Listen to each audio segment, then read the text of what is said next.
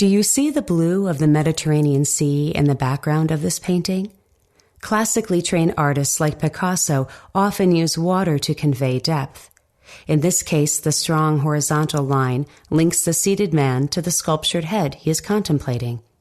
Homme Assis, which means seated man, is a perfect example of Picasso's classical period, when he returned to Greek and Roman motifs, which often preoccupied conservative, academy-trained artists of the 19th century. But notice the quick and flowing brush lines Picasso used to create this painting. Would you characterize them as classical and restrained, or emotional and expressive? Notice the man's legs and feet.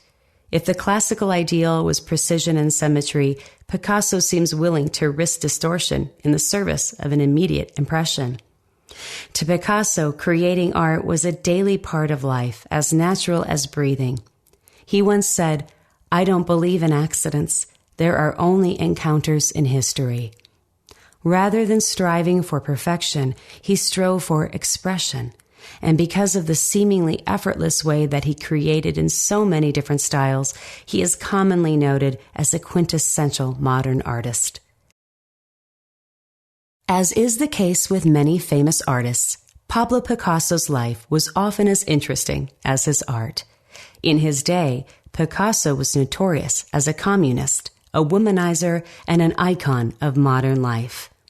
Born in 1881 in Spain, Picasso was an adept painter by age 13, and by 16, he attended the Royal Academy of San Fernando, which furthered his classical training, but also reinforced his interest in innovating. Throughout his life, Picasso skillfully created works of varying degrees of realism and abstraction. He began as a figurative painter, but advanced through a succession of styles or periods, reaching a pinnacle of abstraction in the Cubist period, for which he is most well known. The outbreak of World War I changed Picasso's outlook as he turned to more classical and structured art forms, perhaps because he did not want to add complexity to an already chaotic world. The painting Homme Assis is an example of this period. Picasso's effortless jumping between styles is seen by historians today not as a progression, but rather as a masterful application of different styles to different subjects. Picasso's work is in tune both with his own personal thoughts and feelings and with the world as he saw it. Picasso lived to be 91 and masterfully created artworks for nearly 80 years. Modernism describes a variety of artistic styles which arose in the late 19th century as artists began to reject realism and various cultural and artistic traditions and searched for art forms that they felt better reflected modern life and thinking. An important characteristic of modernism is a keen interest in how we see the world.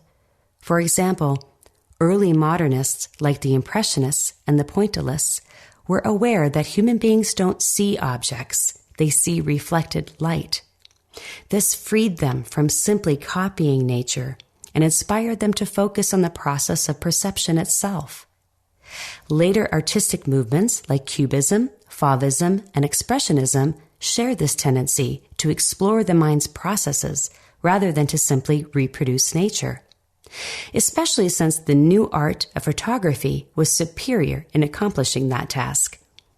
In addition, modernism was eagerly expressing new ideas of psychology, anthropology, sociology, and philosophy. Thinkers such as Nietzsche, Freud, and Jung were turning the world upside down.